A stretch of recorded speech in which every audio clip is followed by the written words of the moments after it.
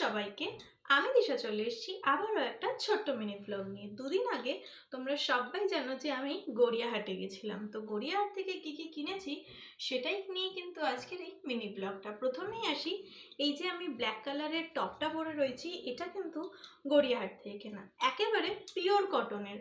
আর এটার দাম পড়েছে মাত্র 150 টাকা। ব্ল্যাক টপটা ছাড়াও কিন্তু ঠিক ব্ল্যাক টপেরই ম্যাচিং একটা আমি এরকম ব্রাউন কালারেরও শার্ট কিনেছি, এটারও কিন্তু দাম পড়েছে একদম 150 টাকা। দুটো টপ ছাড়াও কিন্তু আমি কিনেছি এই হাকোবা স্কার্টটা।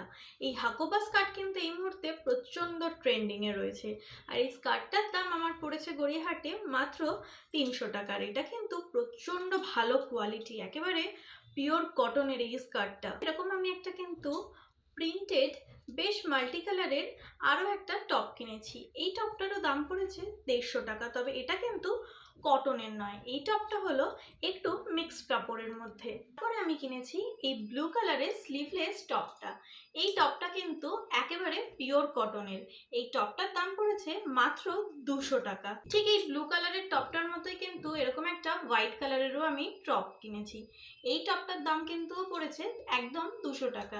বিভিন্ন রকম টপ কুর্তি ছাড়াও কিন্তু আমি এরকম একটা অ্যান্টি ট্যানিং ব্রেসলেটও কিনেছি।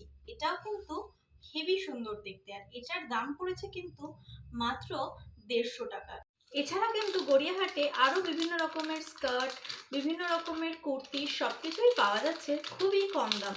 150 থেকে 200 টাকার মধ্যে কিন্তু গড়িয়াহাটে গেলে প্রচুর জিনিসের শপিং আপনি করতে পারবেন অনায়াসে।